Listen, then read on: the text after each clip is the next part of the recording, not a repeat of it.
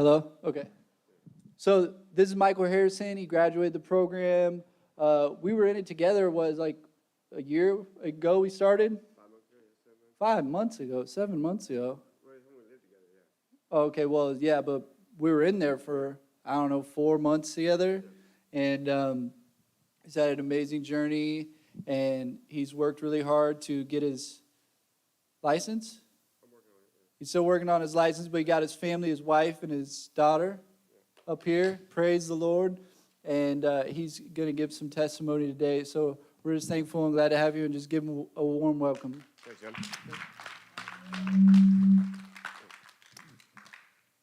I don't know, today, guys, I just want to, it's not really a message. It's just kind of help you guys, what you guys are looking, when you get out of here, you need to learn to, how to prepare yourself.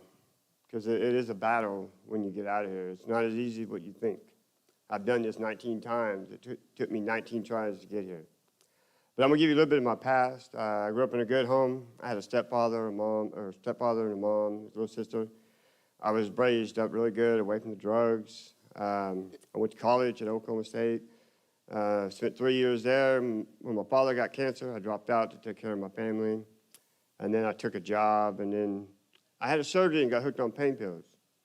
So I had a very good life up till I was 27. I traveled around the United States. I did whatever I wanted, and drug-free. I got hooked on pain pills, and that's when my life spiraled out of control. I spent many years in prison, jail, living on the street. Basically, everyone I came in contact with, including these two, I hurt. I hurt everybody in my path. No one has really hurt me. I did a lot of damage to other people. So when I got out of prison back in September, I went back to Tennessee. I couldn't get back into society because of the drugs. I went right back into the environment. And then that's my fault because I started using again. I came to the Hannah House 30 days after prison. Thought I was ready to go home, so I went home, and I wasn't ready. So I came back the second time. So I've been out of prison for a little over a year, and I've been here most of it, except for maybe 40 days I spent with my wife and daughter over here. But so I've been gone in our society for a long time. So I've really had to figure out what to do here the second time to get my life back. Because for the last 23 years, I didn't really care. I was living in addiction. And nothing really mattered to me. I tried 18 times to pull myself out, but I never did the work to pull myself out.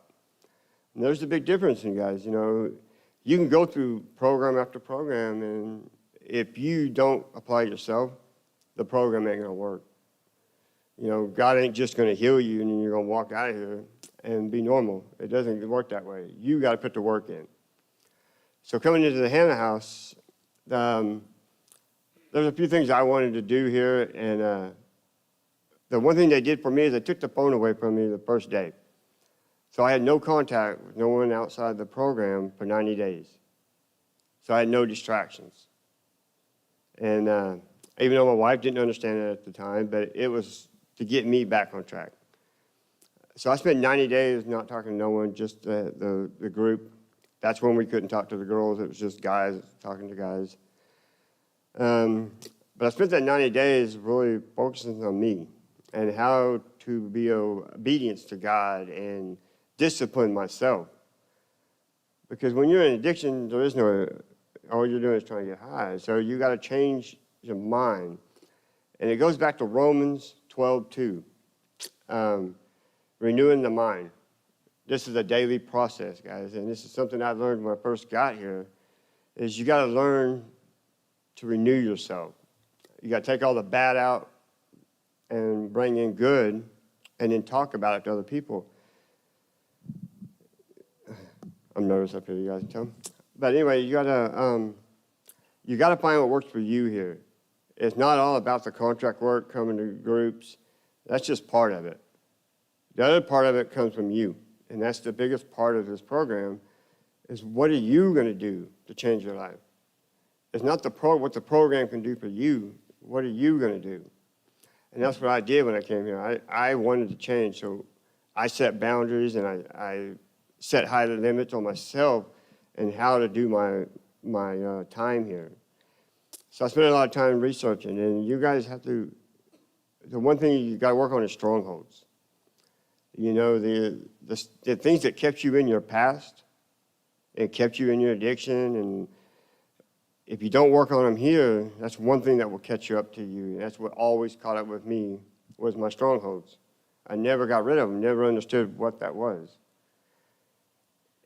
And it doesn't matter what that stronghold is. It may be something you did to someone or someone did to you when you were young or anything. You have to learn to forgive that and move on, no matter how bad it is. You don't have to talk about it with other people, but you do got to talk about it with God, and you got to get it out. Get it out of the inside. You know, let it out. Because when you leave here, it's a journey. You know, you got to be ready for this process, because every day I have to remind myself who I was and what not to do. And so you guys need to just take these 90 days. And that's why we did this deal. I'm going to explain this. But I wanted to understand what you guys could offer in a relationship right now. Some of you guys had the answer I wanted. Some of you guys didn't. But the answers was really nothing. You know, you really can't offer nobody nothing. Because if you go to back to Proverbs 24:27, plowing your fields before you build your house. If you're worried about a girl or a guy while you're here, you're not working on yourself. You know, if you're patient to God, He will bring the right person in your life. But if you're just looking for someone to date or whatever, or a companion, it's not going to work out for you. I mean, that's not what God wants for you, and you're not building yourself up. You know, that's the whole point of here. You know, you got to rebuild. You know, like I said, you got to take out the old, bring in the new. You got to change this whole lifestyle, and it's a hard lifestyle. You know, during the time here, you know, I just had to work on myself. I didn't worry about my family because God said He was going to take care of them. And when I graduated, I decided to stay here. And that was a tough decision because I haven't seen my wife in 3 years.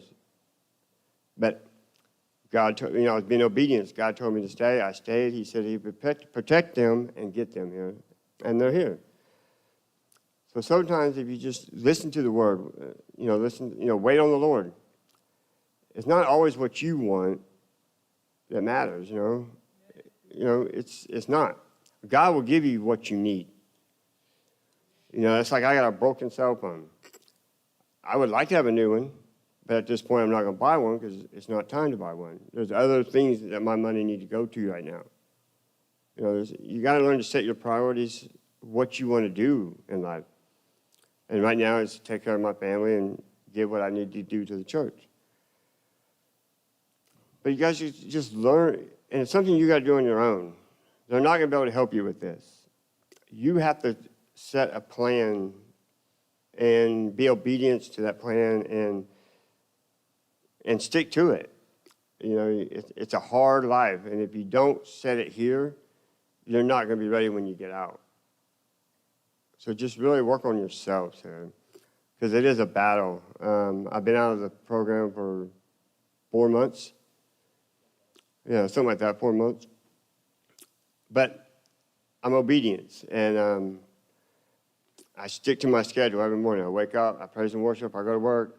I'm lucky I get to have earbuds in at work so I can praise and worship and stay connected. If I didn't stay connected, I'd probably be lost. I'd already got high by now.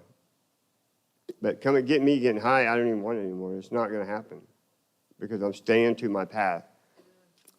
You know, and I see there's a lot of young kids out here. I call you guys kids because you're young, but don't wait 20 years from now and decide to try to change your life.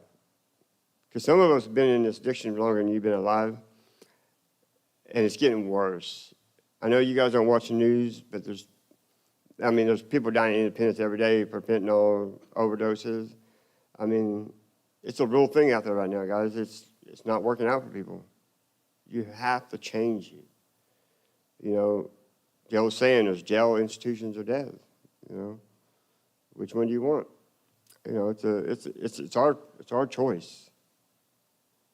You know, but we have another way out. You know, we can put God first in our life, and you know, I don't do anything without asking God first. Sometimes I may not get an answer for a month or two, but I wait on the answer. I just don't jump and do what I want to do. You know, it's patience. You know, you gotta learn to put God first. But you guys can do this. You know, I did 23 years in it. You can pull yourself out. And while you're here, you're going to have distractions. There's a lot of distractions in the world. There's a lot of distractions in the houses. Sometimes God is not doing this to you, but sometimes he's making you a stronger person while you're in a safe environment. Sometimes you have to battle through some situations to make yourself stronger. And what's the perfect place to do it while you're in a safe environment? Because when you get out of here in 90 days, guys, the world is going to crash down on you. Some of you have got kids. I mean, you're not going to get them back right away. You're going to have a hard time finding a job or somewhere to live. But you can't get discouraged. God will find a way as long as you just stay on the path. All that will work out in time. But just don't think when you get out of here, everything's going to come back at one time.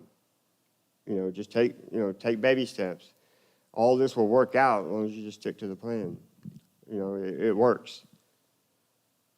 So that's all really I got, guys. I just want you guys to realize what it takes, you know, from someone who graduated and living their life now for God.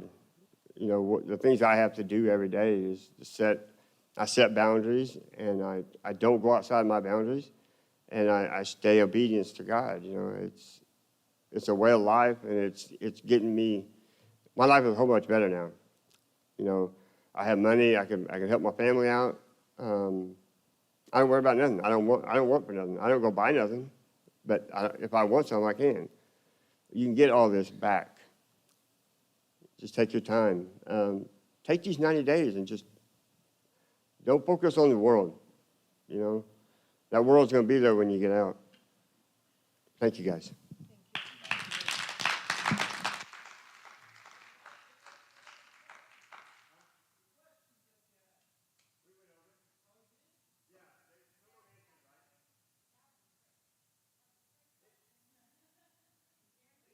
Okay, it was kind of a trick question. I just wanted to see what some of you guys would answer.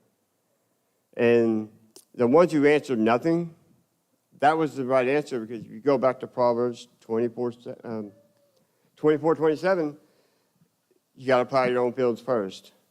And if you're too worried about trying to date someone, you're not plowing your fields. You know, you've got to fix you. How can you help someone if you're just messed up? I mean, you don't have a house, you don't have a job, you have nowhere to go. You can't talk to them. I mean, so what's the point of even trying? I mean, it ain't going to go nowhere. All you're doing is taking away from what you're supposed to be doing here. But there's one more song. We're going to play this one last song, and that's what kept me here and kept praying for my family when I graduated, is sometimes you just got to stay. You got to stop the running and just be patient with it. Be obedient. You know, take your shoes off and enjoy it. You know, yes? And graduated in March. Okay, well, that's it 4 or 5 months ago. But